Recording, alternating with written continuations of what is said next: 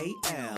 You are now rocking with that dude Pascal. We be going wild, Haitian in the building, so original. Got the haters catching feelings. Get your hands up to the ceiling and keep them held high, cause St. Louis isn't ready. Forget about it, goodbye. Hold on, we just saying hi.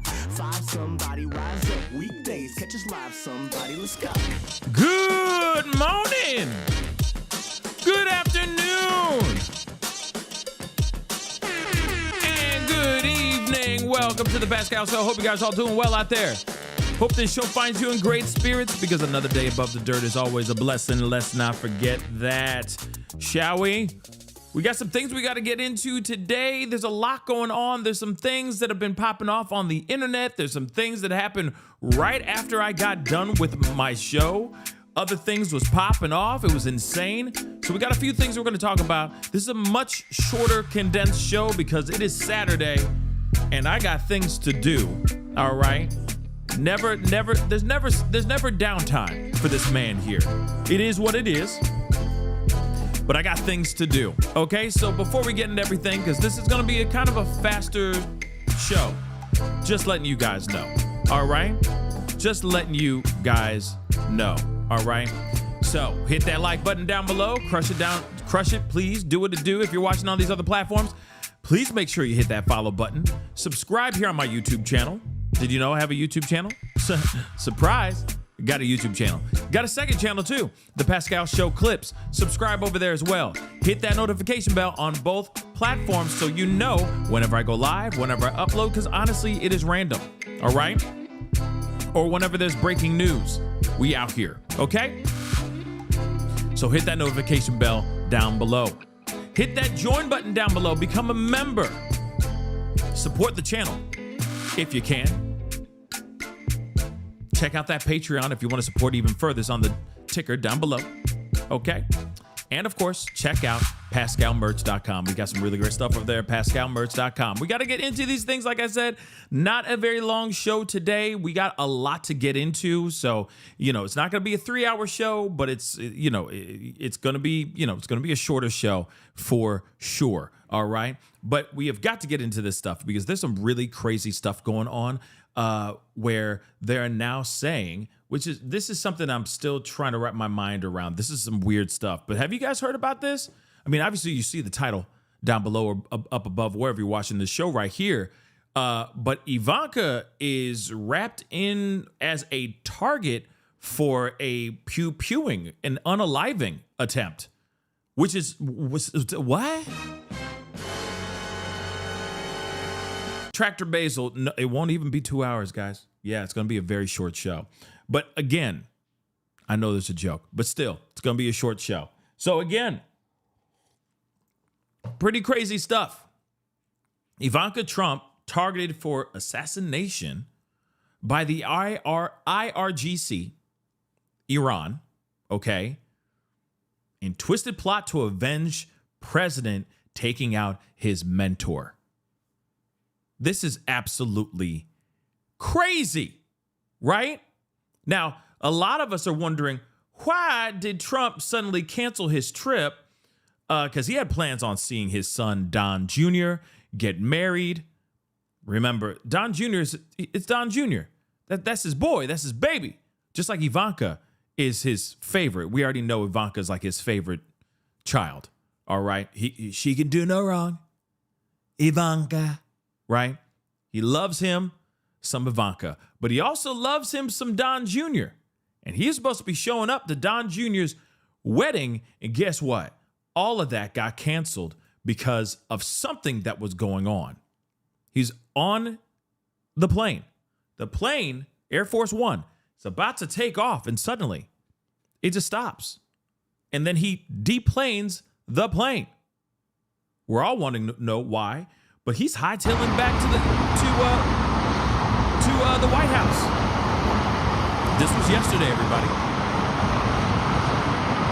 This was yesterday.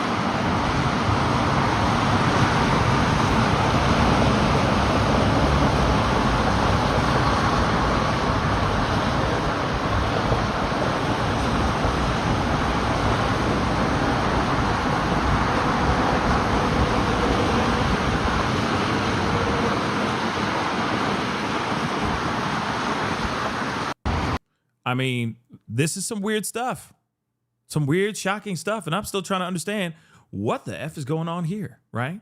But I think now we're getting an idea of what is going on. So it says here, President Trump is now back in Washington, D.C. after canceling his weekend plans in New Jersey. Yeah, he was planning on seeing a wedding. He was planning on doing all kinds of stuff for Memorial Day weekend. And guess what? He had to jump into his car, into the Beast, and hightail it back to the White House. And now apparently everything's on lockdown. So I don't know what's going on. Some weird stuff. Something's going on for sure. And maybe there's a plan on retaliation or strikes on Iran. If these rumors and if this information is actually true. CBS is reporting intelligence officials have also canceled Memorial Day plans. Intelligence officials have also canceled Memorial Day plans and are also on standby. So as much as they were planning on, going to the backyard, doing a little cookout, or some of y'all still call it barbecue, okay, doing a little barbecue with the fam, drinking their natty lights and looking at their lawn and watching their kids play. Apparently, now they're on standby. Canceled. Plans are canceled. Okay? Something may be imminent. Yeah. For damn sure, something may be imminent. What the hell is imminently about to happen? Right? Kind of creepy. Kind of crazy. But given the fact, I was kind of expecting more like craziness happening on like the 4th of July, but not this. I expected definitely high alert on the 4th of July. You know what I mean? It would be very, you know what I mean? It'd be interesting if that was the case. But given that they're saying that they're on high alert now, is very, very, very, interesting. But let's take a look at this, okay? So now everyone's like, why is he hightailing him back to the White House? What happened to everything that got shut down? Then yes, I was just about to say this. Y'all are smart. Y'all are brilliant, okay? Y'all are brilliant. Gotta show you love. Then on top of that, we just talked about this in a short. That's why I need to make sure that you guys have those alerts on, set to all, so you know whenever I go live or whenever I upload, because sometimes they're in short form, okay? Sometimes I'm giving you guys the updates and breakdowns, not only just skits and entertainment, but I'm also giving you guys the news in shorts as well, like Tulsi Gabbard, the director of national intelligence, resigning yesterday. She put in her resignation papers yesterday because she says her husband has a rare bone cancer and she wants to be by his side while he battles this cancer. And then I think that was the same day, was it not? Yeah, the very same day, Trump is turned around and heading right back to the White House. All plans canceled. Everybody on high alert. Interesting, don't you think? Interesting. But interesting, don't you think? So Tulsi Gabbard says she chucks up the deuces. She leaves, right? And then all of a sudden, this ish hits the fan. We don't know everything yet. But one thing is for sure, something strange is going on. So let's take a look at this. There may be no connection whatsoever. I'm not sitting here saying that she's like part of some evil plot. No, but I just think it's interesting that she resigns, then this also happens in the same day. It's wild. And yes, I hope Tulsi Gabbard's husband gets well. But this rare bone cancer does not sound like it's going to be a good ride for a while. So again, I understand why she would step down. But I also understand why others are side-eyeing the situation as well. Just saying, okay? The timing is very, very strange. But nonetheless, let's get into this article. So we already know the first daughter, Ivanka Trump, his favorite child, by the way. I mean, we all know that, okay? That is his favorite child. Okay, was targeted for, a possible deletion. We got to use code words, okay? by the Islamic Revolutionary Guard Corps, or the IRGC, by a trained terrorist, a trained mother-loving Terry, in a twisted plot to avenge the president taking out his mentor. This is what the Post, the article we're reading here, has learned. Recently captured Ahmad al-Said, or al-Sadi, sorry. Okay, so Mohammed al-Sadi, 32, made a quote-unquote pledge to unalive Ivanka and even had a blueprint of her Florida home, sources claimed. The Iraqi national was allegedly targeting President Trump's family in response to the unaliving of Iranian military chief Soleimani in a U.S. drone strike in Baghdad 6 whole years ago. So this particular person was holding the grudge, okay? Al-Sadi was holding this grudge for 6 years because Soleimani lost his life due to a U.S. Drone strike. He was assassinated 6 years ago. And this guy's going, how dare you do that, right? So after Soleimani was killed, he, al-Sadi, went around telling people we need to unalive Ivanka, to burn down the house of Trump the way he burned down our house. So this is a former deputy military attaché in the Iraqi embassy in Washington told the Post. So apparently this is al-Sadi, this individual. Why does he look like he's auditioning for like Bob Vita's job? I don't know why. But does he not give you that Bob Vita vibe? Anybody remember Bob Vita? Never mind. Okay, we're done roasting him for now. Moving on, though. There's Ivanka and Jared Kushner.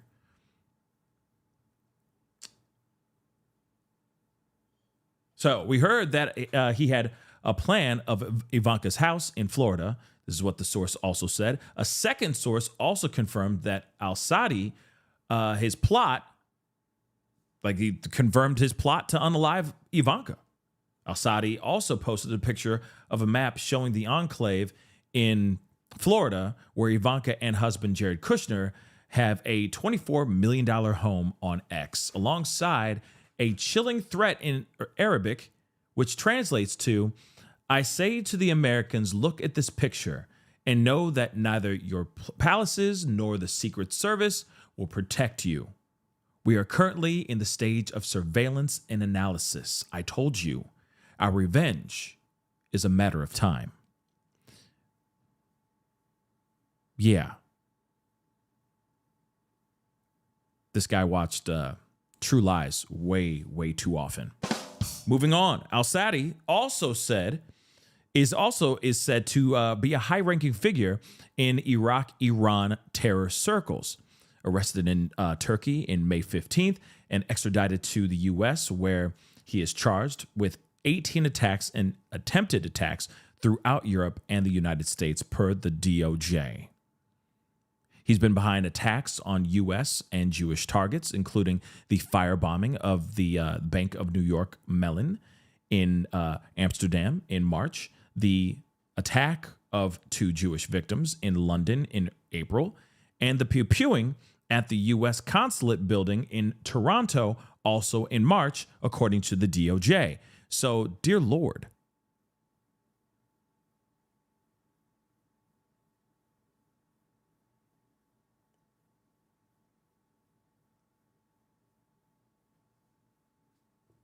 so this is a monster. He also planned, quote unquote, planned and coordinated and allegedly took responsibility for attacks against Jewish people, including the boom boom of a synagogue, okay, in Belgium, the arson of a temple in Rotterdam in March, according to the feds, as well as various other foiled counterattacks in the U.S. in response to the current conflict in the Middle East. So he's an absolute piece of trash. He's a violent, volatile monster. Clearly. There he is with Soleimani. Right there. There he is again.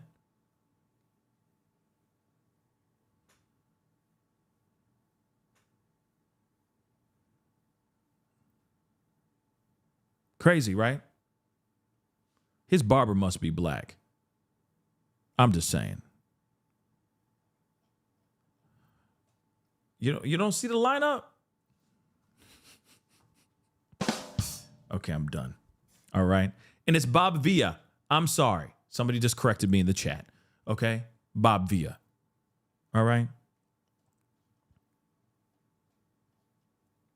Ivanka, 44, converted to Orthodox Judaism in 2009 prior to her marriage to property magnate Jared Kushner, which we already know about Jared Kushner. All right. We already know about Jared Kushner. The White House did not respond to the Post's request for comment on this whole plot. Al-Sadi is said to be an operative of both Kataib, Hezbollah, and the Iran's IRGC. Okay? So we're going to go over to Fox News because so far I've been looking for other information about this. And this is one of the only spots I've seen so far talk about it. Welcome back to Fox and Friends. We're going to lead with a Fox News alert. A suspected terrorist with ties to Iran allegedly targeted Ivanka Trump for assassination. Sources telling the New York Post that the man behind the plot is the IRGC-trained Iraqi national taken into custody just last week. Hold on real quick. Y'all think this is just hype? I'm seeing a comment here. Hold on. Angelina just said, any serious pew-pewer would not, saying it again, would not announce any plans of attack. I mean, do you think this is fake?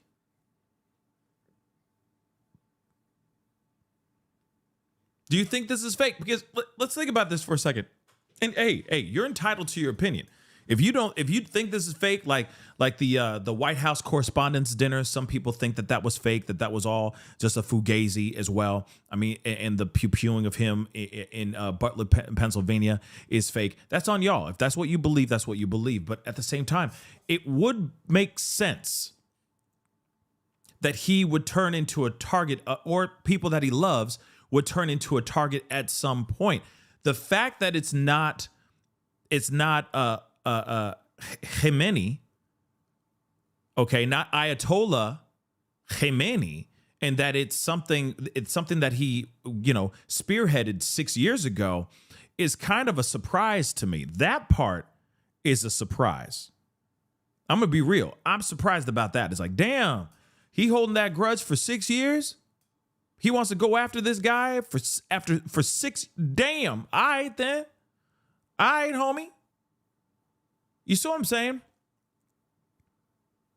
But with what's going on in the Middle East, the taking of the Ayatollah Senior, we already know that there's an alleged Ayatollah Junior taking over, but Khamenei losing his life, including so many people lost their lives in Khamenei's palace.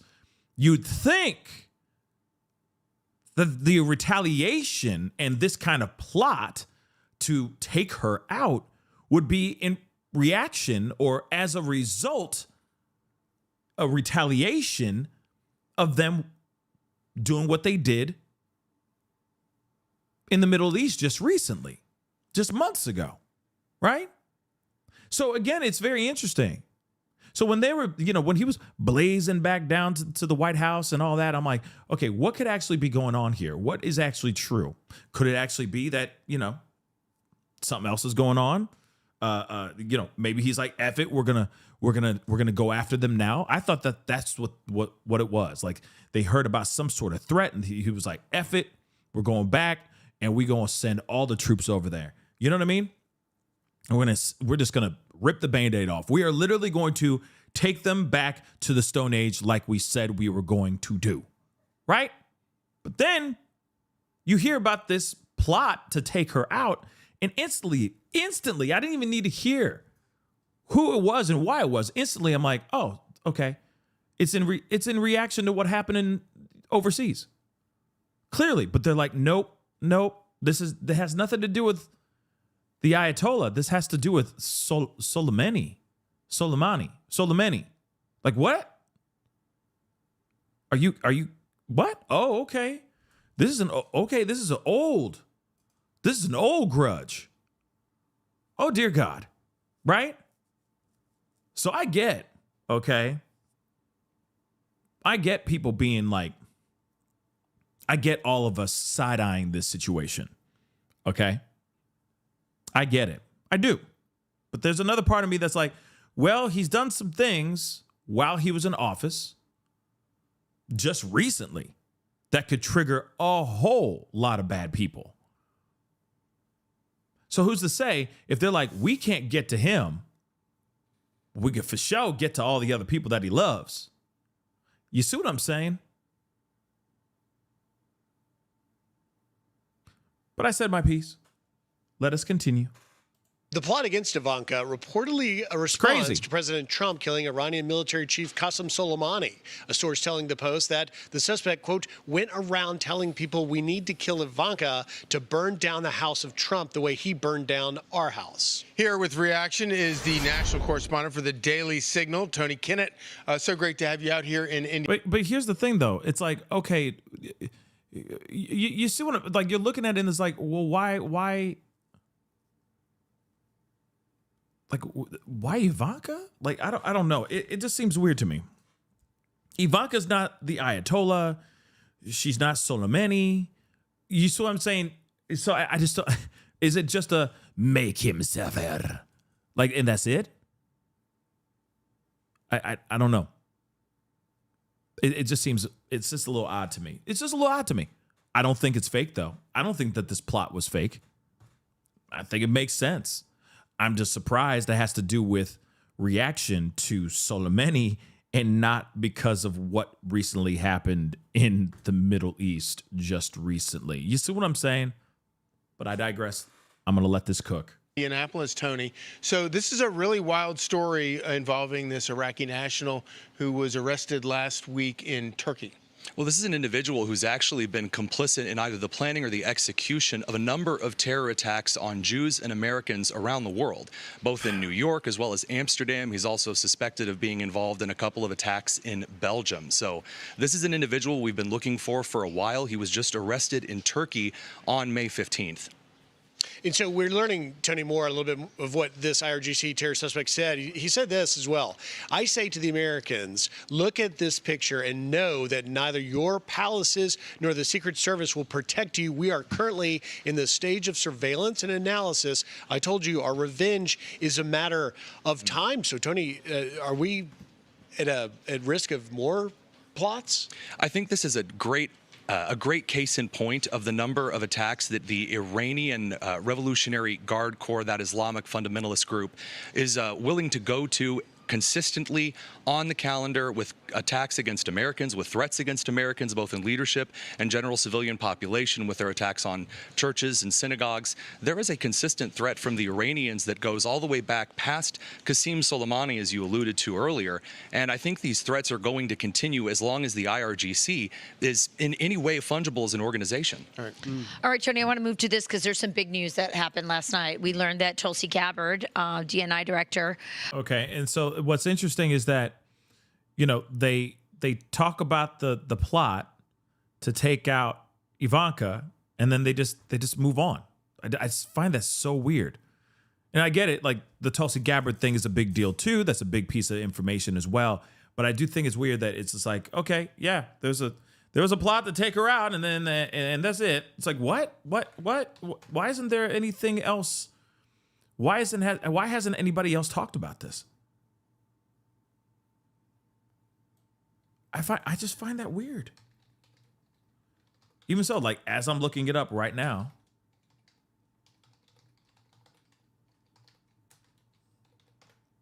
there really isn't much being talked about when it comes to this. It's just so weird to me, yo.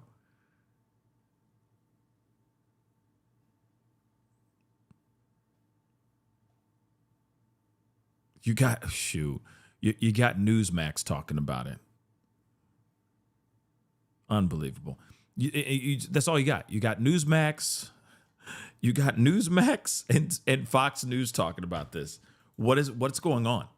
Unless, and this is going to sound crazy, which would make no, like, why would they throw her under the bus like this? I just feel like that's really savage if that was the case. Okay, if that is the case, but why would they have her as a distraction?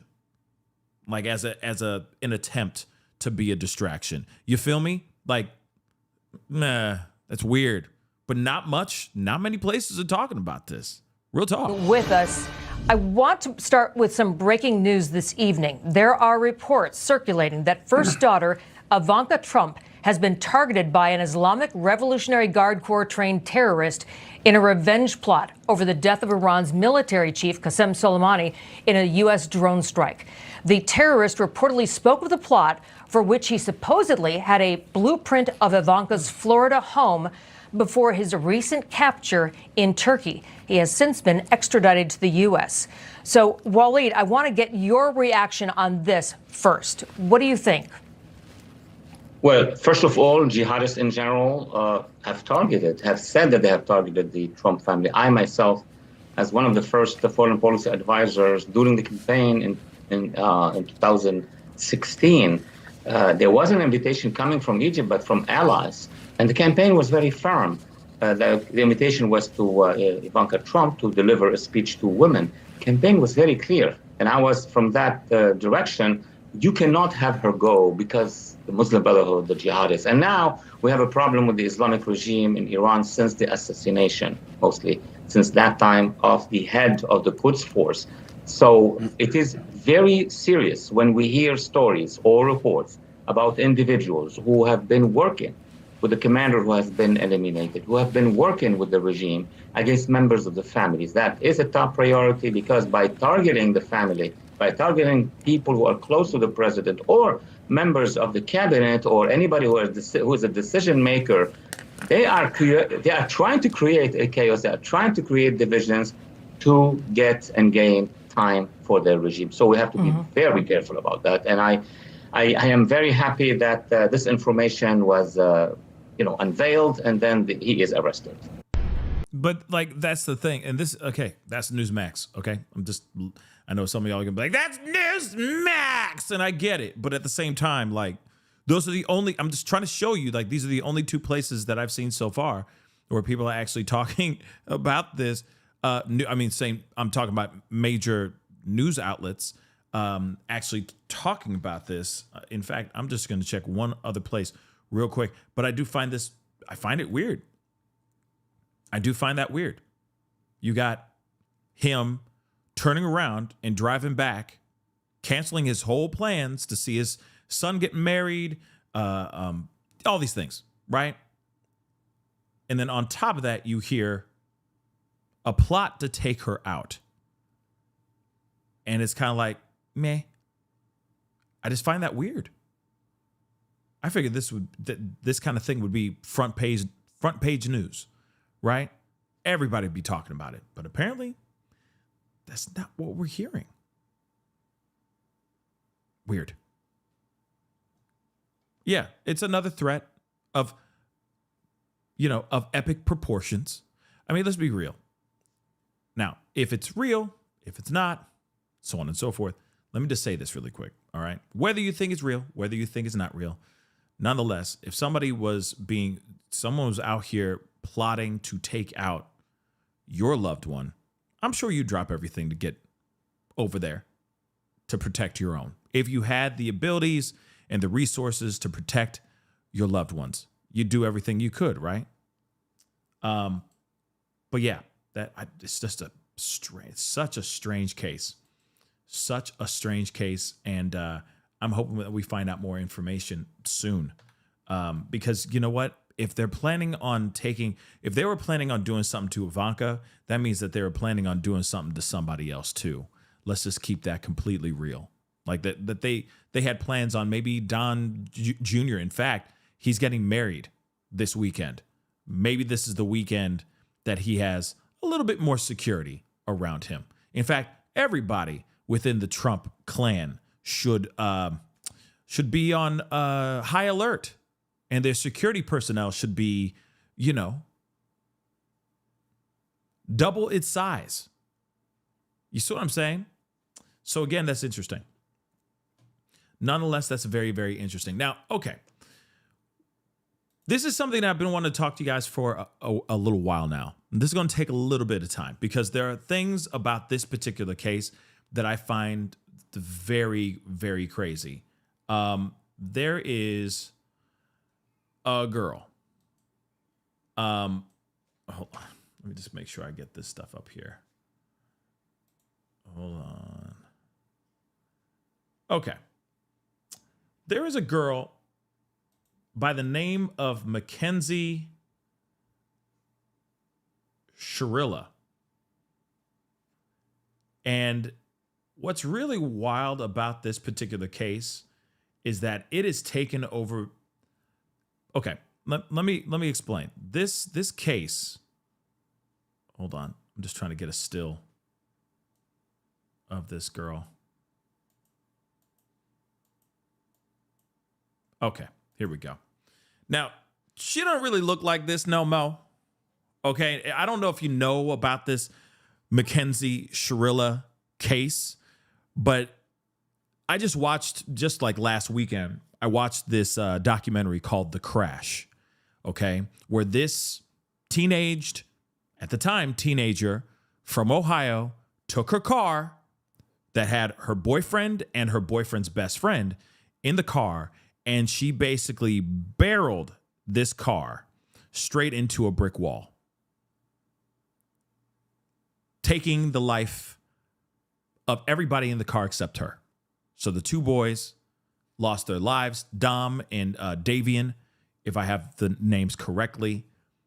She came out with some severe injuries, but she was able to, she's alive and well, and she's walking and breathing and doing her thing. This was a huge case back in 2023, if I'm correct, because everybody was talking about this case. I didn't talk about this case because I wasn't savvy to the case at that time. But during that time, there was a huge case and a huge trial that was going on because of what happened here. Okay. Now, things have resurfaced. The emotions, the feelings about everything have resurfaced because of this documentary that came out on Netflix that I just saw, like I just said a second ago, called The Crash. And people, it's sparking up a conversation all over again. And I'm sure things that she didn't want to have to deal with ever again, it just resurfaced all the old emotions all over again. In fact, it's become so polarizing, and it split the room so damn much that it's like we're back at the trial all over again. Some people think that she did no wrong, and then there are other people out here that think she did this terrible, terrible thing, and she should be in jail or in prison for as long as she is. Now, she has been found guilty of 2 murders. She drove this car, and there's information and there's details that are just absolutely out of this world, okay? So I'm just reading this off screen so you guys can get an understanding of what is going on and you know who this girl is, okay? Or at least the case revolving around this girl and these 2 boys, these 2 young men that lost their lives, okay? So it's Davian and Dom, okay? So Mackenzie Sharilla is her name, okay? She was a Ohio teenager that was convicted in 2023 of murder for intentionally driving her car into a brick building at 100 miles per hour, y'all. 100 miles per hour on July 31st, 2022. Taking the lives of 2 passengers. One was her 20-year-old boyfriend, Dominic Russo, and the other one was 19-year-old Davian Flanagan. Just making that abundantly clear, okay? Now, the case has gained significant renewed attention due to this documentary on Netflix called The Crash. Now, I want to also make this abundantly clear. There has been plenty of other documentaries revolving around this brutal crash on Hulu and I think Prime or something like that. There's been plenty, okay? Just to make that abundantly clear, all right?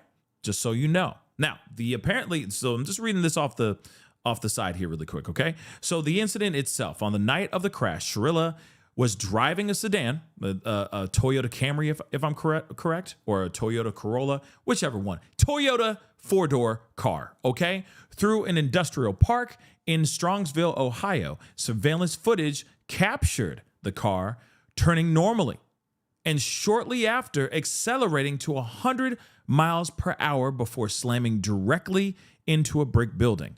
Russo and Flanagan died at the scene. She survived with serious injuries, like I told you guys before. Now, there's a lot that was being said about this particular case, okay? But some of the things that really sent this bad boy home to basically say she's guilty and why she's serving two sentences, two 15-year sentences, if I'm correct, for the unaliving of these two young men is the evidence. And one of them is the black box data. So the vehicle's event data recorder proved Shirilla fully depressed the accelerator for 5 whole seconds prior to the crash and never applied the brakes. So she turned the corner normally, and then she went into a literally full tilt, gunning that pedal to the metal, gunning that car straight into a building that was down the street. 100 miles per hour, not even wanting to even touch the brake. So she wanted whoever was in there, possibly herself, to perish. Okay? Toxic relationship. Prosecutors detailed a volatile relationship between Shirilla and Russo, presenting evidence that Shirilla had made threats to crash that car in weeks before leading up to the actual incident. There's another thing. Contraband. They found shrooms, okay, and a digital scale in her possession at the scene. All right? They had a scale. She had a scale and shrooms on her, which clearly that it means she had the intent to distribute. So she was pushing some weight. Maybe her and Dom were moving weight. You never know. Okay? Now, the defense's argument, Shirilla and her family have maintained and still maintain her innocence, yet there's so much information now that's coming out where it looks highly suspicious. All right? We're going to be talking about that here in just a minute. They argued that the crash was not an intentional act, but rather a tragic result of an unexpected medical emergency that caused her to lose control of the vehicle.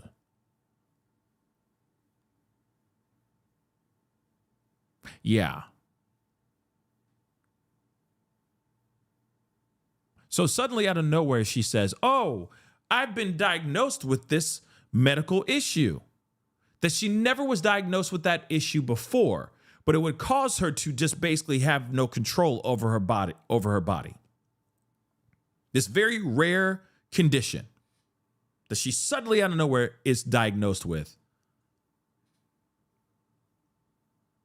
Yeah. So, of course, she is, of course, because of her actions. The judge ruled that Shirilla's actions were deliberate and premeditated. She was convicted on 12 felony counts, including murder, felonious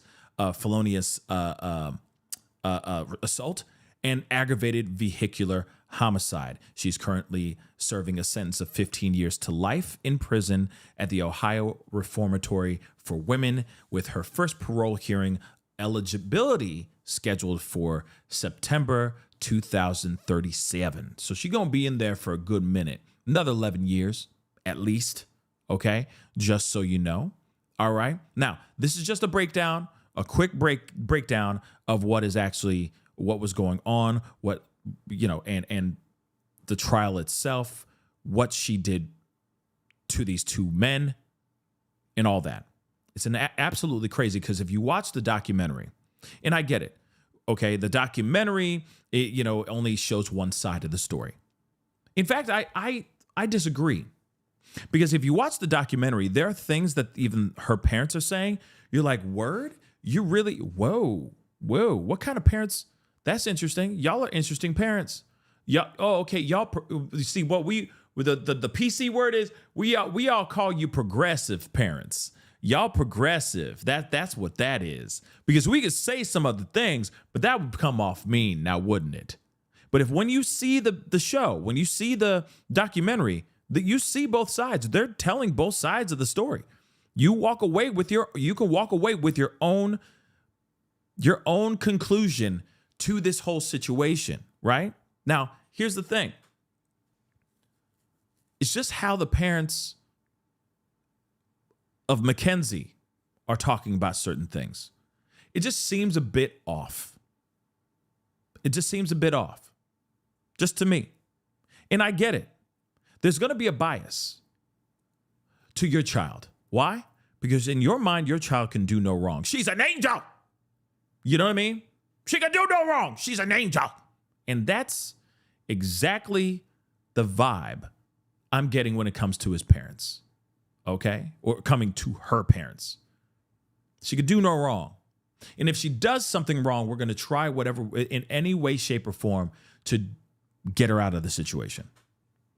Because that's our angel. That's our baby. We're going to do whatever we can. But the things that they say in this is very weird. Just her parents in general. And I'm not sitting here saying that the parents are a reflection of her and she is a reflection of the parents.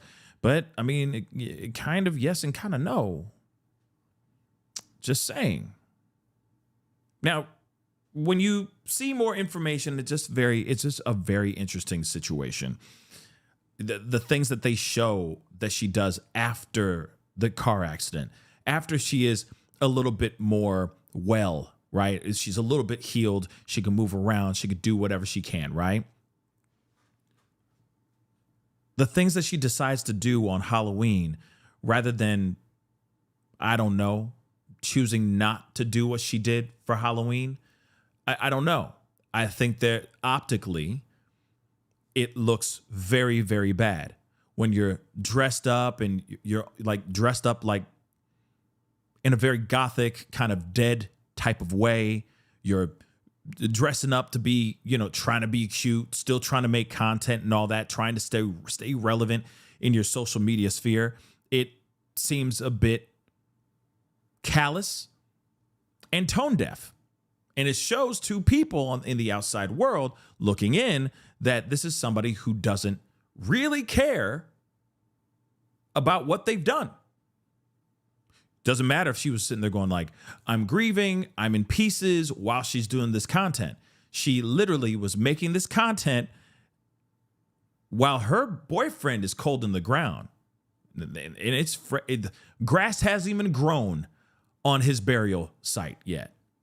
And she is out here kicking it and having a grand old time. While her boyfriend's friend is also still freshly buried in the ground as well. It's just, like I said, very strange things that she was doing right after the passing, right after this tragedy, right after this crash. And I think that's one of the things that has sparked such controversy all over again and such conversation all over again, which is solely because of how people are thinking, no, she was just too drunk.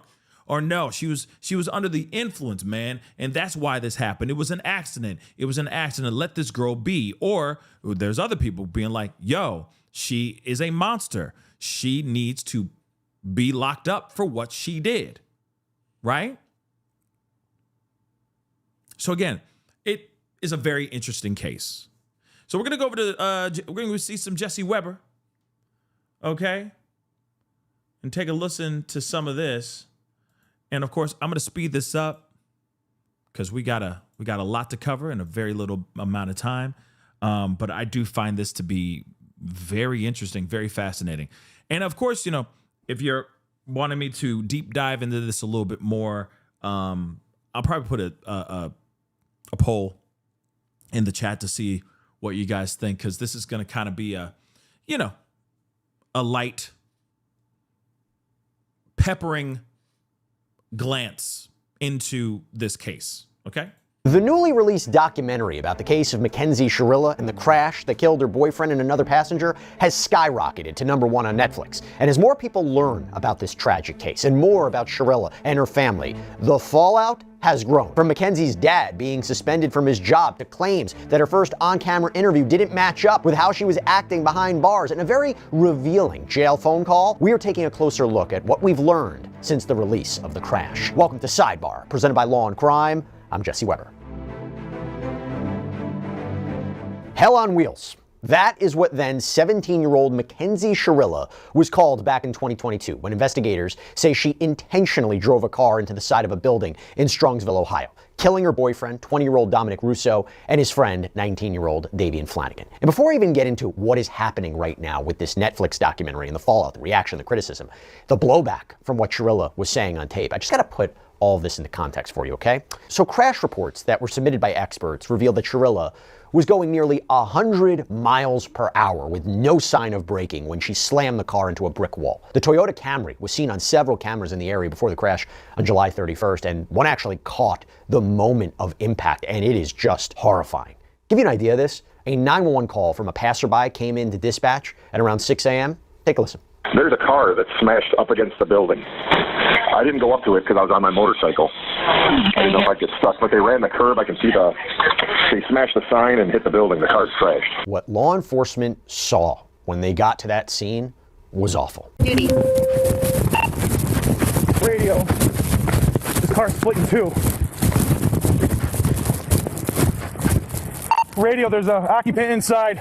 Send us a squad now. We gotta bust the window out. Send us some more units. Any more units of progress now, Anita? Now! What are we going?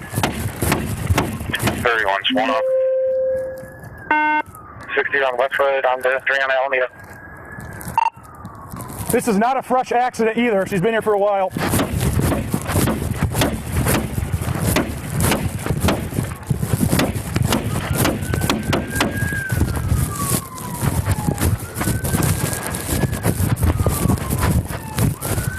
Radio, we got at least 2 occupants in here. No one's moving. Oh my God. Oh my God. Times 3, guys. Radio, 3 occupants. No one's conscious. No one's breathing. Bust that window out. Rookie. Oh my God, dude. Yeah, this smashed car was in multiple pieces. Police officers, they struggled to get the victims inside. According to police reports, debris was scattered in a 70-foot radius. There was a piece of the car that was even found on the roof of the building that Shirilla hit. Now, Dominic and Davian, they were killed, dead in the car. But Shirilla, she somehow survived this impact, this crash, and she was, life-flighted to a hospital with very serious injuries. Dave, what'd they tell you? Nothing. Okay, she was life-flighted here. Yeah, I wouldn't know that. Okay. No. You want to sit down? Oh, Wait, say this. Progress on. Hold on, I gotta slow this one, this part down. Sorry, give me a second. Alameda, car into a building. 2 are deceased in the vehicle. Daughter's driving. Who died? I don't know whether, but there's one that we don't know. His name's Jacob. Does anyone know a Jacob? Dom? No, stop. Let him talk. Guys, I know, we've been dealing with this. Your daughter's okay. She's talking to us. I talked to her, okay? Your daughter's alive. So an officer then speaks with Shirilla's parents that are in the hospital waiting room, letting them know the information they had so far. And then this officer goes back to speak with them again after getting more details about what investigators found at the scene. Now, to clarify, at the time, the officers believed that Dominic was someone named Jacob, so you might see a little bit of confusion there, but take a listen. Oh, God, help me. All right, I gotta talk to you one more time. Just to let you know where we stand as a police department, okay? Where we stand today, okay? Full transparency here. There's drugs in the car. She had a bag of mushrooms on her and a scale. Full transparency, guys. I'm sorry, I'm ripping the Band-Aid off, okay? Drugs in the car.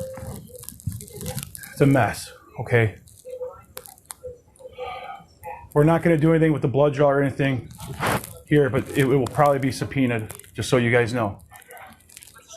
they're going to subpoena for a blood draw for the sample. Okay. Since she's unconscious, I really will. If you guys could talk, if she wakes up, we need the name of that passenger. Okay. Wait, you don't know it? We don't. All I know is his name is Jacob. Where were people in the car? She was driving, one in the back seat, and Jacob was in the front. Davion in the back.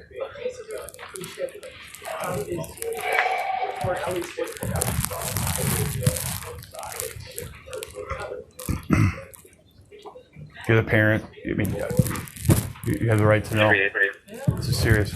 Yeah, so investigators, they found baggies containing mushrooms and marijuana, and then cash and a scale with suspected drug residue on it, a marijuana vape pen, a bong, all in connection or associated with Mackenzie Sharilla. And the toxicology test done on Shirilla found that while she had these kind of trace amounts of THC in her system, she didn't appear to have taken any mushrooms or, that she drank any alcohol in the hours before this crash. In other words, this wasn't a case of her being intoxicated.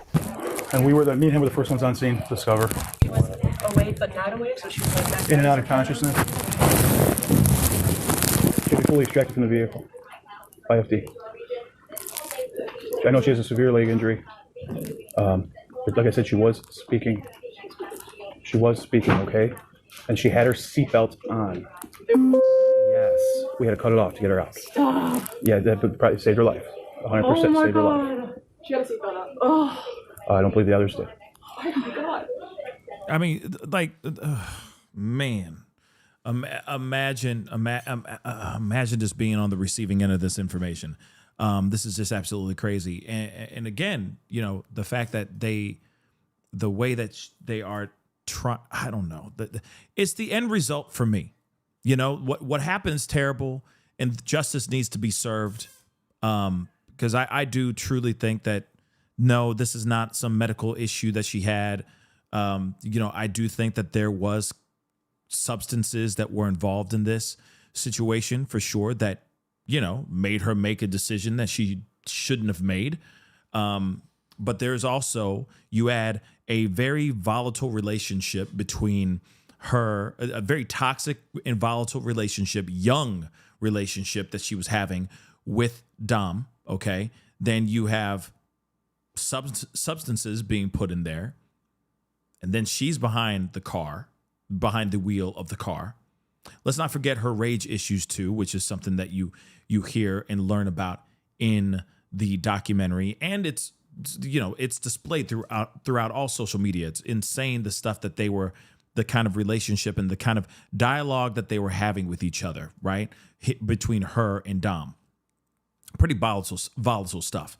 But you're very young, you're stoned all the time, and you're having this volatile relationship with a person, a toxic relationship with a person, and you're in a car, and you've allegedly have said in the past that you're gonna, drive this car into traffic type stuff.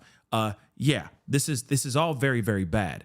There's also reports that they say in the documentary on Netflix that there was an attempt to, apparently there was it seems as if that there was some sort of struggle in the car, that at one point the car went from drive to neutral and then back to drive, which basically means, for a lot of people, that someone was fighting with her to try to make her stop the car because she was going 100 miles per hour straight down a straight road, like a strip of road, which is absolutely crazy that the car went from drive to neutral to drive. And then apparently, when it comes to the black box in the car, okay, in air quotes, she not once ever pressed that brake, ever. Which is also fairly insane. Yeah, I know that Dom's sister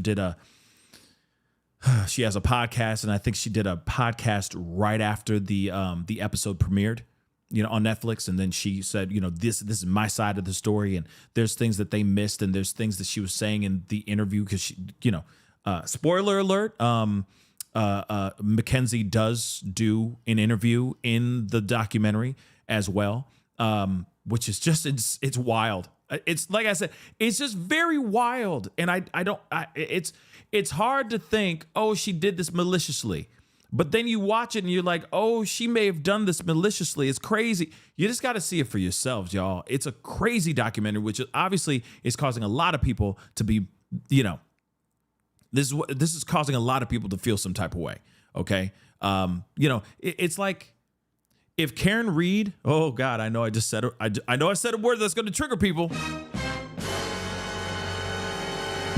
but it's almost as if Karen Reed did another documentary in like a year from now, do you realize how crazy people are going to go off that documentary? I'm just saying that out loud. It's kind of like that. This was a very extremely polarizing case from what I saw from watching from the perimeter. Okay. When this trial was going down, there was a lot of people that are like, yo, you need to let that little girl go back home. You need to set her free. And other people like, how dare she do what she did? She's a sociopath and she should be there for the rest of her natural life. It's pretty insane how people have been feeling about this. Real talk. It just, yeah, I know. Not Karen Reed, but yeah, you know what I'm saying? Like people went nuts over the Karen Reed case too. You know what I'm saying? Going at each other. It's insane. But let's get into this. Yes, the interview in the documentary makes her look really bad. It doesn't make Mackenzie look any better. It makes her look worse. Anyway, let's continue. And apparently she having a grand old time in prison. Okay. Remember how I said Rebecca Haro was about to be called she's going to be in prison called Thunderclap. Remember that? Yeah, that's Mackenzie right now. She just missing the neck tattoo. She is 2 steps away from that neck tattoo. You feel me? 2 steps away. Wait for it. She out here. She having a grand old time. She's living the real life Orange is the New Black, and the L word smashed into one life. She apparently having a great time. She diving in, okay? She diving all the way in that stuff, okay? Hey, we talking about females, just so you know. She having a grand old time. But allegedly, she thunderclap. All right, let's continue, shall we? It was at Progress in Alameda. Like I said, they hit a building at a very high speed. She had it on She did not hit another vehicle. The girls were on her, or like on a person, or just on her? Did somebody else's? Because it'd be that she. What does that mean? They were. Yeah. That's at least your words at this point, guys. Oh yeah. All right. Well, I'm just trying to gather information. I'm an information gatherer. Yes, I'm just giving what I know. Okay. As investigators started to look into what might have led up to all this, what led up to this tragedy, they realized that Dominic and Mackenzie, who had been dating for several years, this was a rather tumultuous relationship. The two had been living together. There were recordings that came out after the crash that revealed these threats that Shirilla had made to Dominic. Like before, you lied. You lied and said you would never lock me out of the house again. That is why we got back together the last time we broke up. But I forgot. You can never broke up with me your earlier. word because you were. You broke up with me earlier. You really broke up with me earlier. This is your last chance to open the door, or you are not coming out of this house all night because I will not leave. Going back to the documentary that we're talking about, the crash, there were claims that were made in this documentary that Shirilla had previously threatened to crash a car that she was driving with Dominic inside. You add to the story, apparently Shirilla had these videos up on social media where the argument was she didn't appear that remorseful over what happened after the crash, apparently talking about a brand deal. She was also accused of dressing up like a corpse for Halloween with her. Right here. Somebody said, Halloween? Yeah, Halloween. I didn't stutter. She dressed it up. She dressed it up. She dressed up she was dressing up like a recording artist. Okay. I think a rapper or something like that. I forgot the name of the rapper. Okay. But still optically you are, let me, come here, guys. Come here. You just drove a car 100 miles an hour, barreling down a road. killing your boyfriend and your boyfriend's friend. You're the only one who survived. Everybody's already side-eyeing you, the hell out of you, because of what happened. You still alive. You still breathing. You are now, months later, able to walk to a certain extent. All right. You still hurting and everything, but you out here. You working. You living your life. Okay. And I get that you want to get back to some sort of normalcy, but at the same time, it's only been months since your boo thing, your everything, the love of your life died. Oh, let me remind you, because of you. You were behind the wheel of the car. Not him. You were. Car crash happens. Your man, he dead now. And so instead, you decide to go out with your besties dressed up like this for Halloween. Now, I get it's Halloween. I get it. And I get that she needs to go out and live her life too, because she needs to have a social life. She can't just be locked up for the rest of her life. You know what I'm saying?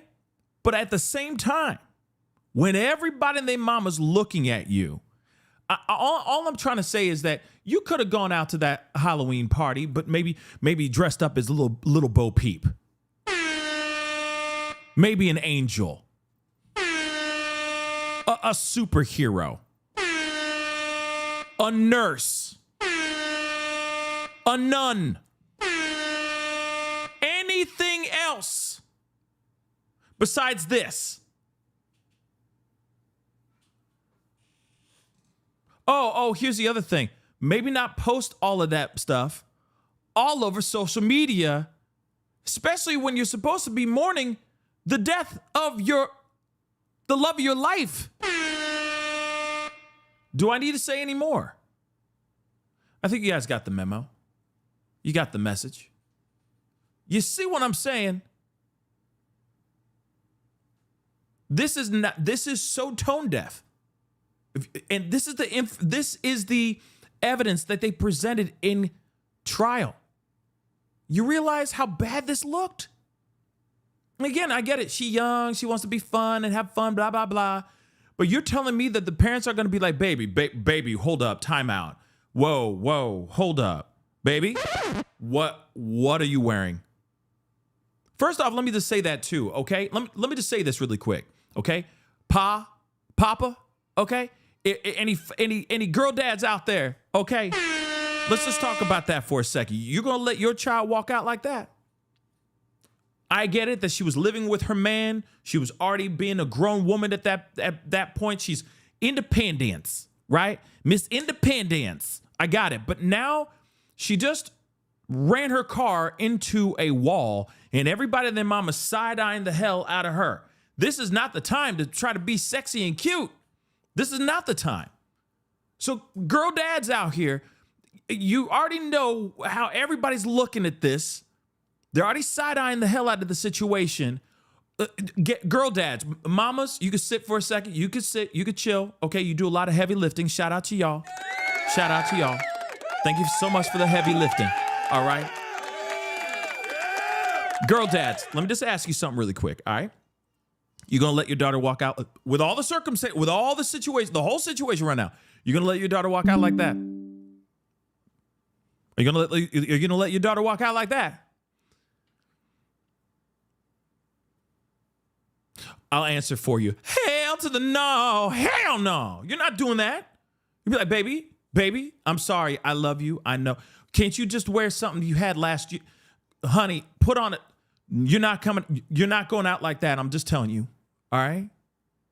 This is not the time. This is most definitely not the place to be wearing that right now. No, you look incredible, baby. You look incredible. No, and I understand, but given the circumstances of everything, can you just put on something else? How about that little Bo Peep outfit you got upstairs? Do you still fit that? How about you put that on? I know it's not going to look, it's going to look weird because you all had plans to wear the same stuff. Okay, fine. But how about you just don't wear that, baby? In fact, you know what? Can you do that, but take off the makeup and put on a jacket? How about that? Can we do that? Compromise with me, baby. Compromise, okay? We can't do Lil Bo Peep. You don't want to walk around with the cane all day long and wearing the blonde wig. I get it. But can you just take off the makeup and put on a jacket? How about that? You see what I'm saying? But the parents still let her go out like that. In fact, the mom drove her, dropped her off and picked her up. So she knew. The parents knew what she was wearing, man. Oh, dear Lord, man. I'm just saying, this stuff. JLK, what's up, man? Got the nerve to go out and look like the night before Christmas. I mean, shoot. Yeah, no kidding. What's this? Yeah. Straight up. Was it Jack-O-Lantern? What's the character's name in Night Before Christmas? Isn't it Jack-O-Lantern? But you get what I'm saying, dagnabbit. JLK understands it. Look, yeah, it's weird. Or the Joker, like a sexy Joker. But at the same time, I get it. She wants to go out and have a good time and be with her friends and, be a part of something. But this is so tone deaf, yo. So tone deaf. And I wish somebody would have come in and brought in to sprinkle Jack Skeleton. Thank you, Jack Skeleton. I wish somebody actually just went up and just basically said, yeah, let me just put some common sense into your head real quick. Just real quick, sweetheart. This is probably not the time to try to be a sexy googly, whatever she is. Jack Skellington. There we go, Jack Skellington. The king of pumpkins or whatever the hell it is. I don't remember. The Pumpkin King. Okay, there you go. All right, so again, what's this? Seriously, what is this? Friends. Now, her friend said it was just like to look like a rapper, but you can understand why that would look problematic given what just happened. And then there were these posts from her social media that seemed to show her driving recklessly, smoking what looked like marijuana while behind the wheel of the car. So yeah, problematic to say the least. And if you don't see that there, she got a little, it looked like she holding a baggie right there, little baggie of, the ganj of the devil's lettuce, just so you know. But let's continue. We're working. Smoking what looked like marijuana while behind the wheel of the car. So yeah, problematic to say the least. And she also, by the way, even posted a video seemingly showing her at a concert in a wheelchair after the crash. Shirilla was arrested in November 2022. She was charged with a laundry list of crimes, and this included murder and aggravated vehicular homicide for allegedly driving into the wall on purpose.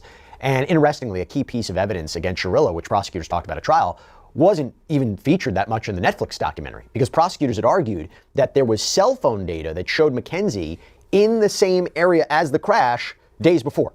The argument was that she was doing a test or a dry run before the crash. By the way, if you want any more information about the Mackenzie Sharilla case, if you go on the Long Crime Plus app, everybody to go check it out. Again, long medical episode, a medical condition that could cause her to black out, specifically POTS. We know that this is a condition that can cause dizziness, fainting. And while that was her defense at trial, by the way, Shirilla didn't testify.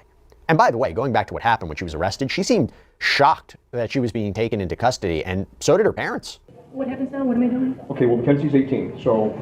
the lawyer said they called and said that, not to talk to any cops, but she's legal counsel. Yeah, and we read her rights. She's 18. And we are not going to ask her any questions. We have nothing to ask her, so we're not going to ask her anything anyway. So when we're done with our booking process, she will likely be processed downtown. We'll transport her downtown. I need to speak to my daughter, because you guys aren't allowed to speak to her at all. That's from the lawyer. He does not want you guys speaking to her.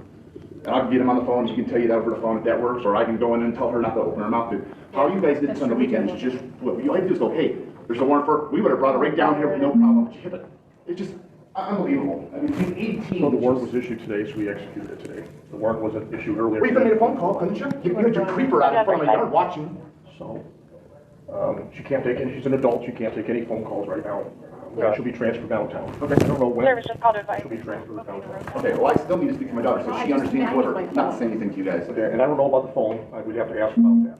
Can you go find it? It's mine. It's not hers. I do need it. I have other children. And that's how we communicate. Yeah, and that's how we communicate. Okay, so I do need my phone. I mean, people had to roll out the whole mask to pick up an 18-year-old girl who could hardly walk out of a hospital visit. It's just beyond me. So we follow the law, that's what we're doing today. So the phone that was in her hand is the one that we took, but I'd have to check with the detective to find out what's going on with that. I don't know the answer to that. Can we find out? I do need. You know, I think what's interesting is the dad. Like, I get it. This is his kid. Okay, he's gonna do whatever he can to you know, they're going to do everything they can to, the parents are going to do everything they can to fight for their kid.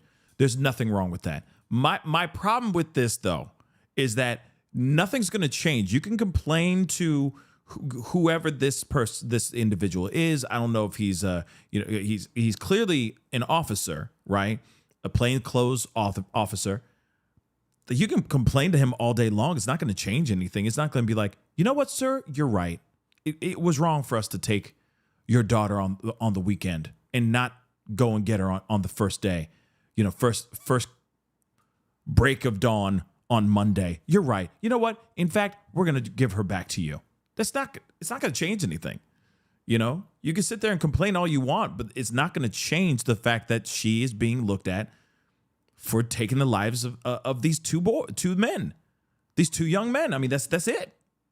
You can sit here, pace back and forth, violently gesticulate and say, oh, this is a travesty. I can't believe you did this to my daughter. It's not going to change anything. I'm sorry. It's a lot of wasted breath. It's like, all right, what do we need to do next?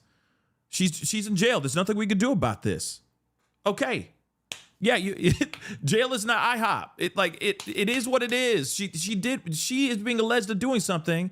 You can't complain to them. You complain to your lawyers. That's who you should be complaining to. Okay? Find out the facts. Find out what you can and can't do, what you need to do for your daughter right now, and keeps it moving. Call up the lawyer and get straight to brass tacks. Like right now. Let me at least I have another child. No, I get it. So we got a lot to do. Thank you. Am I going to be allowed to have a 2-minute conversation with her? You cannot talk to her while she's here. No. Why doesn't she get a Well, phone she has call? legal If you arrest her, why don't representation. she get a phone call? She was just brought in. They're going to process her. As soon as they get the time for her to make a phone call, she will be able to make a phone call. You just need to advise her. She has a lawyer. She's a lawyer. She does have a lawyer. She is 18 years old and she could speak that. Yeah, but she's a dumb 18-year-old that just turned 18. Well, and you guys are all the kids nowadays are dumb. And these guys are going to take advantage of her. She's not allowed to speak to you guys. I'm telling you that. Her from her attorney lawyer. can call her. Wow.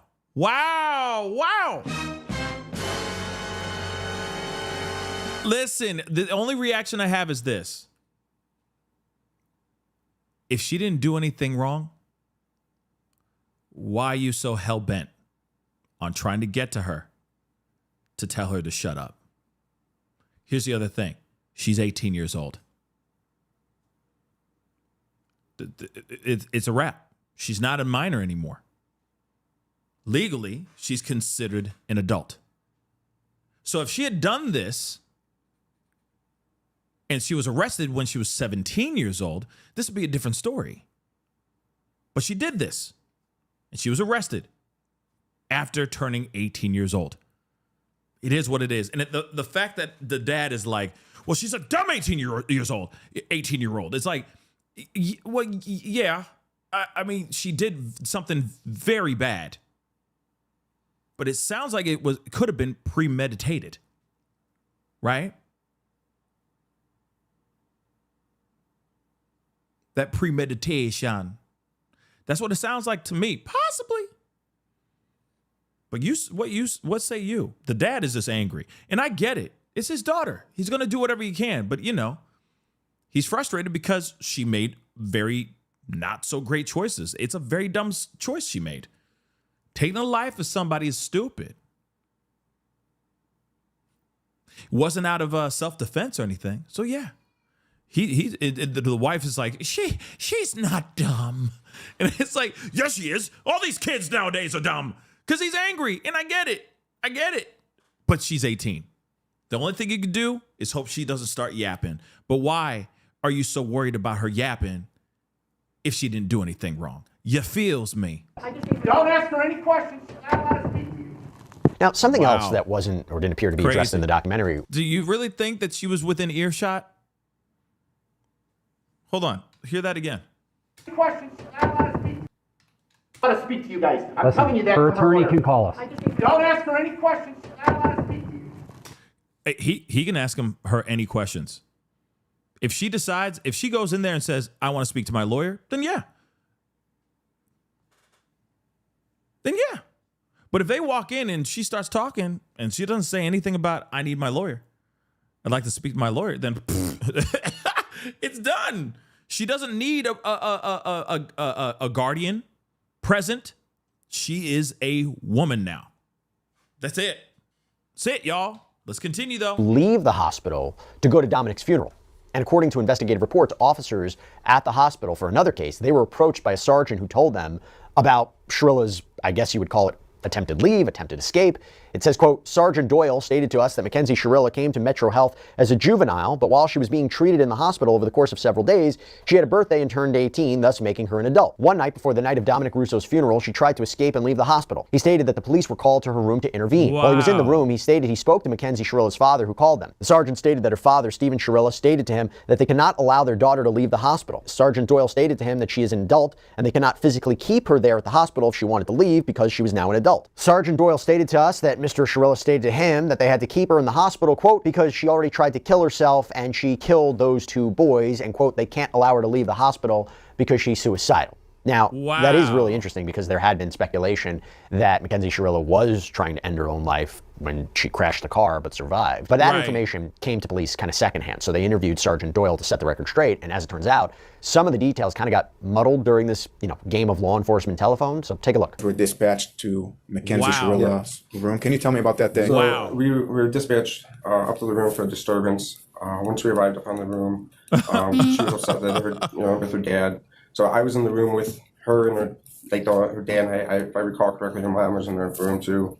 He asked the dad to step out. He was hysterical, crying, just all upset about his daughter, and so then we're trying to calm him down, and he's like, you guys probably know who I am, and you probably saw it all on the news and stuff like that.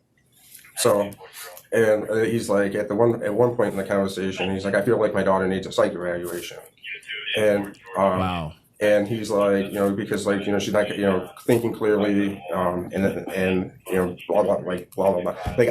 I'll be honest, that was back in August, word for word what he said, I don't recall every word that he said. He was pretty hysterical, he was pretty upset, and we sat him at the waiting room down the hall, and that was she was upset with her dad because she wanted to leave to go to the funerals, and I guess they got in some kind of argument about it, and that was it. Any insinuation or any statements that the dad made about his daughter being suicidal today or in the past? No, he just, the only thing that I can recall on is he just made that comment. I feel like she needs a psych evaluation, because she's not thinking clearly. Okay. What that means, Okay.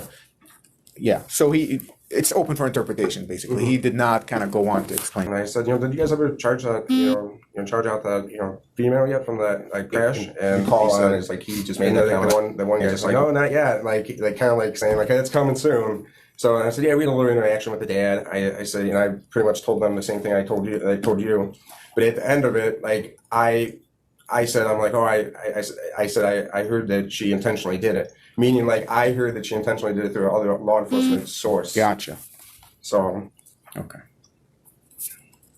Wow. So, at no point was it that you heard it from Sharilla's dad? No. Okay.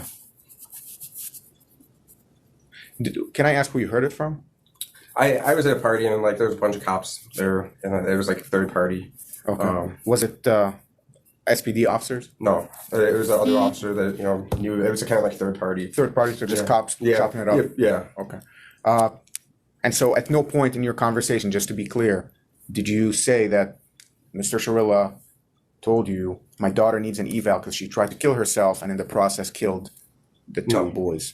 Any reference to Shirilla killing the two boys? No. Okay. In the end, we know that Mackenzie Sharilla opted for a bench trial. So instead of going to a jury, she went in front of a judge. And so the judge would be the trier of fact here. And the judge saw the arguments, saw the evidence, and made a decision. The judge found Mackenzie Sharilla guilty of all 12 counts: murder, felonious assault, aggravated vehicular homicide, drug possession, possessing criminal tools, And Mackenzie All the Sharilla damn- was sentenced to 2 life terms in prison, served at the same time, with the possibility of parole after 15 years. Now, Shirilla has filed numerous appeals, all of which have reportedly been denied. Her family says they're going to continue their fight to prove her innocence. But you got to go back to this documentary, the Netflix documentary, The Crash. So Shirilla has made certain statements in this documentary from behind bars at the Ohio Reformatory. And the argument is that what she said has, you know, met quite the reaction, seemingly caused quite a stir. Like, for example, where she says in the doc, "I'm not a monster.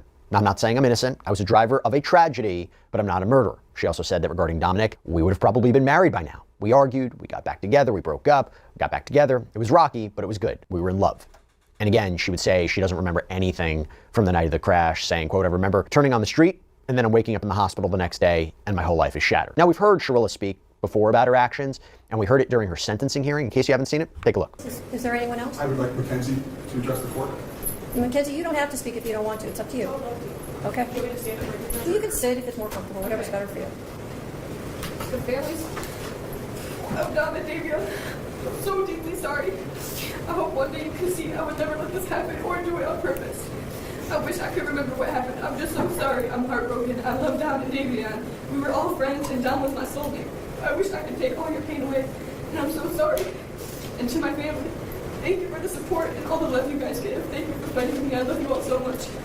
I'm done. Thank you. Thank you. By the way, her mom also spoke at sentencing, and this too caused quite a stir. She would never. And we are probably going to be going into the victim impact statements in another video for sure, because we need to hear this full video. This full victim impact statement is the worst thing I've ever heard from any parent trying to defend their own daughter or their own child. It is just the worst thing I've ever heard. Okay, we just watched Corey Richens' family go up and speak, right? A lot of them didn't really address the crimes that were committed, but more like, you know, I love you, Corey, you're my sister, blah, blah, blah. Like, please just, you know, go easy on her with the sentencing, stuff like that, right? This one, I've never seen a parent ever do a victim statement like this in my entire freaking life. I think her mom, this victim statement moment here, made the situation much worse for Mackenzie. We're going to play it. Just ever murder the love of her life. Okay? For Halloween, for 3 months after the accident, she would only wear his clothes. She would only eat the snacks he ate. She would only listen to the music he wrote, okay? She was laying in bed for 3 months crying. There was a shrine of him next to her with photos and things that he liked and this flower that lights up that he got her because he wanted it to be fresh and alive forever. It's like a little Beauty and the Beast flower. Okay, she's got this shrine of him next to her. So she was crying for 3 months. So her friends asked if she wanted to go out trick-or-treating or Halloween, and it was at OU. And she didn't even want to go. She said, I don't know, should I go? She couldn't even walk yet, barely. So I told her, I said, baby, please go. Well, it's Halloween. You've been laying for 3 months crying, only listening to his music. Please go have just a moment of fun. A moment of fun. So we told her to go. My husband drove her. I brought her back home. She just needed a second of fun from losing her whole world. Her whole world. So that was us. We told her to go. And that concert she went to with Dom's cousin, Abby, they picked her up. They brought her there. That was Dom, Mackenzie and Dom and Abby all decided to go to this concert together while they were in the hospital. That was for Dom. Everything she did after the accident was either in honor of him, to be close to him, or just to be by him any way that she can. I don't see how dressing up like a famous rapper, you know, in a corpse type of thing on Halloween, I don't know how that is getting closer to Dom. I could see her going to that concert, sure. I could see her doing that, like maybe it's maybe the artist that's performing at the concert is Dom's favorite artist. Okay, fine. But there is just it's a timing for everything. And the fact that she's like, she needs a little bit of fun. She just needs a little bit of fun. No, she needs to take several seats. The mama needs to sit down. Real talk, I agree, Lisa. Like, she needs to take several seats. You can't literally just sit there and try to justify her actions after she had done some terrible, terrible act. And you realize that she took one moment too. She took a moment to slam her foot on a gas pedal that barreled a car into a brick wall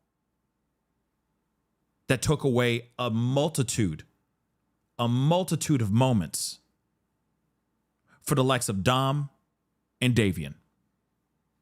That moment that she took out all of their future moments. So you can miss me with all the nonsense of she just needs a little bit of fun. She could have had fun at home playing Twister, playing some video games, watching her favorite movie, eating some ice cream, getting her favorite candy bar. But you decided that this was the time for her to be able to go out there and not feel the repercussions of her actions. And I get it that she's depressed and sad and crying, and I'm sure she's a sopping mess. But at the same time, this was only months after these kids had lost their lives. Months.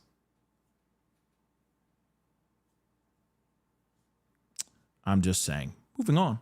She's like devastated and tragic. He was the air that she breathes, okay? And they went with his cousin. We spent all kinds of time with him after the accident. What was the other thing?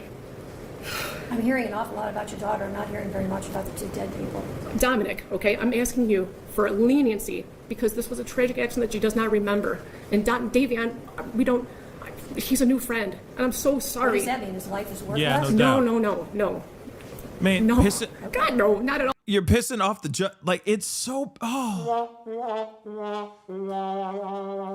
it's so bad. This is so bad. You know what I mean? It's that moment, when your kid's doing that song at the recital and it's not good, but you're just like, oh yeah, okay, that. Ooh. You just want them to stop. This is the moment that, this is a train wreck in slow motion and all you want to do is see it stop. Okay, this is not good, and I don't think that this judge was vibing with the parents, and I think this made it much worse for Mackenzie. But moving on. They all loved each other. They all spent every day together. You know what I mean? I don't know too much for him. Isn't that part of the problem, Mrs. Shirilla? Sorry? Isn't that part of the problem that they all trusted each other? Isn't that part of? It's not a problem at all. It was it's wonderful. A problem how they all ended up in the car together and two of them ended up dead. I understand. I understand what it looks like. I'm saying that it was a tragic accident. You would never. But we're going to have to disagree on that. I understand. Right. Yeah. So Shirilla. Here's the other thing too. I'm sorry. I just have to point this out really quick. The fact that she's even sitting there saying, "Oh yeah," and the Davion kid, we didn't really know him. We didn't know him like that. Okay, you've had several months up until this trial to get to know exactly who that kid was. Sorry. So you're sitting there telling me that you had all the time in the world to get to know Dom and how this girl, your daughter, this was the love of his life, right? Or the love of her life, blah, blah, blah. But then when you start talking about Davian, the other kid that tragically lost his life due to her decisions here, instead of you saying something really great and wonderful about this kid, you go, I don't really know the guy. I didn't really know him. What? You've had several months to understand and get to know this kid. This is the other kid that lost his life too. His life is just as important as Dom's. Okay.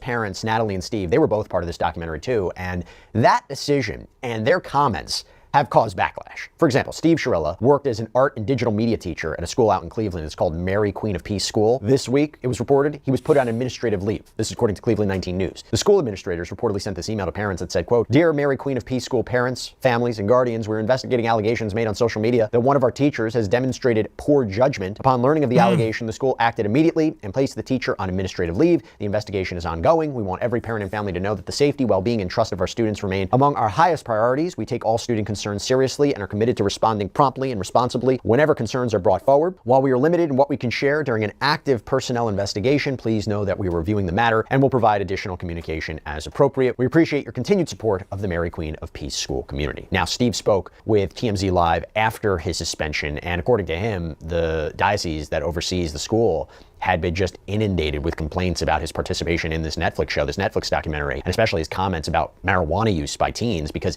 in the documentary, he said, quote, "I don't have a problem with her smoking dope. If you're going to smoke a drug, that's the one I believe you should take." But Steve told TMZ his words were twisted by the producers. And Why? He literally said that.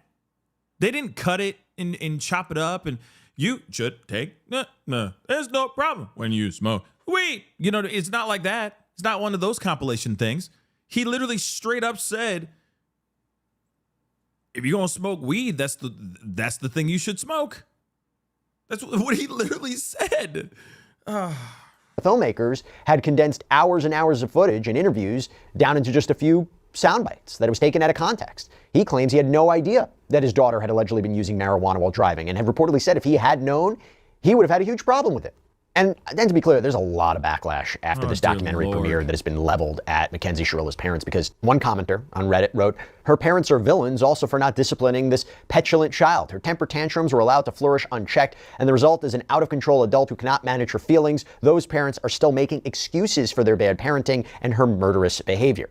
And just to go back to this, the big part about this documentary is Shirilla, right? I mean, this is the only interview with her about the crash. She told the producers that she still, again, has no memory of what happened. The only thing she says makes sense there is that she had a medical episode. She talked about life behind bars. I mean, she said, quote, "It's really hard every day in here. I try to wake up and be the best person I can be every day, stay out of trouble. There's not a moment that doesn't pass where I don't think about Dom and Davian." However, there's an unexpected moment toward the end of this documentary that we got to talk about, okay? It shows Shirilla speaking with who appears to be a lawyer off screen about how her interview is going. So Netflix's fan site, ta-dum. I'm sorry. It's so insane because she's in the middle talking and she goes, "Is that good? Is that good?"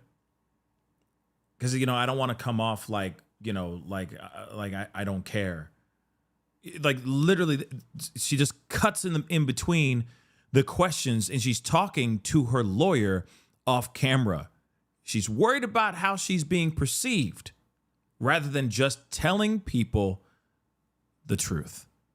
Let's continue. It's just insane. It's just insane. Wrote up an article about the film and said this about a big twist at the end. Quote, "It's only after Mackenzie finishes speaking that the filmmakers reveal her attorney has been in the room the entire time. Her demeanor demonstrably shifts as she checks in on how she's coming across. Quote, "I don't want to force anything and just say too much or sound crazy," she says to her lawyer before turning back to the camera to say, quote, "I'm big on the no intent. There was no intent whatsoever there. I have excessive amounts of remorse for Dominic, Davian, both of their families. This was not intentional, and I will do everything I can to prove that to the world and the families, and that's it." Now, multiple ways to look at that.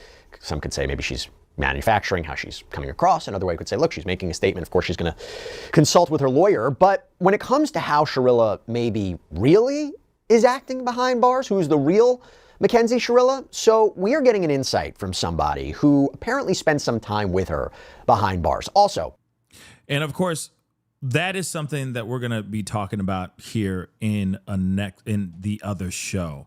I'm going to end this poll because out of 301 votes, you guys are saying yes. 73% of y'all are definitely interested in me diving into this conversation even more. So we are definitely going to do that for sure. Because there are other people that have been speaking out more than just people speaking out in the documentary. Here's the other thing too, which I also found interesting. The documentary, from what I remember, you know, just off the top of my head right now, they have the victims' families. Okay, so Davian's father, you know, his adopted father speaks. Then you have Dom's dad. And his sister speak as well. So you have those two, you know, those two sides of the story, right? Then you have her best friend, who's also like a social media influencer, blah, blah, blah. I think she has like 1 million followers on TikTok or something like that by now. But like, you know, she's an influencer, blah, blah, blah. She speaks on behalf of Mackenzie, right? One thing is for sure, though. You don't get to hear other perspectives outside of that. You get the parents of Mackenzie, you got the parents of Dom and the parent of Dom and the parent of Davian and the sister of Dom. And that's it. Everything else is either, you know, videos and body cameras and text messages and these videos of Dom recording her losing her mind, so on him whenever they go into fights and all that. I just think it was interesting that you didn't hear anybody now you got people stepping out and saying like, oh, she's terrible behind bars, or she doesn't have any remorse, yada, yada, yada. You're hearing that from other people now. It would have been really interesting to hear that in the documentary too. Now, I'm not sitting here saying that the documentary wasn't good. It was very, very good. It was very compelling. I didn't know much about this case. I knew about it back in the day when everybody and their mama was talking about it, but I didn't really dive into it too much. But now that it's kind of resurfaced and has caused quite the discussion out here in these streets, it does make you wonder why they didn't bring other people to speak.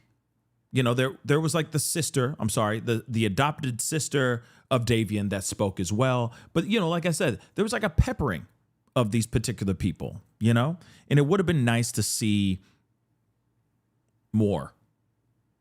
But now everybody's starting to come out, now more and more people are starting to come out, like people who were in prison with her to other family members are now starting to speak out. I mean, it is resurfacing this whole thing. And I know she also filed an appeal.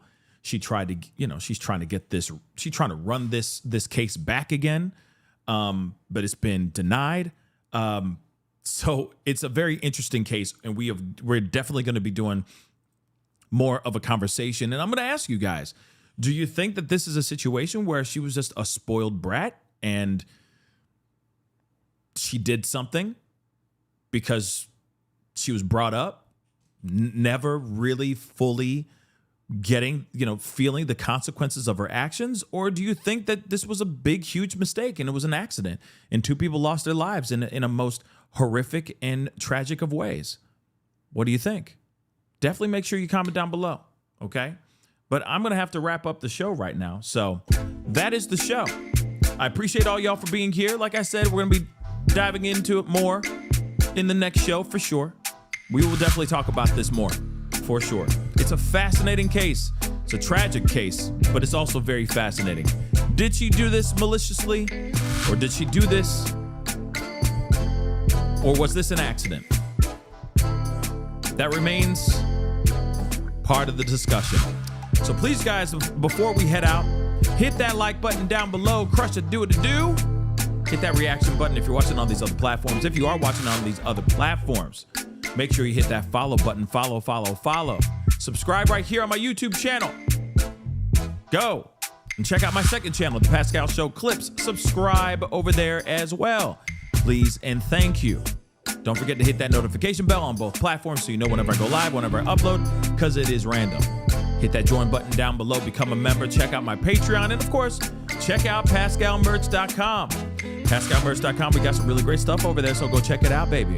PascalMerch.com. Anyway, guys, it's time to get going. Much love to you guys. Stay safe out there. We'll talk here soon. Be good to yourselves. Be good to one another. This is The Pascal Show.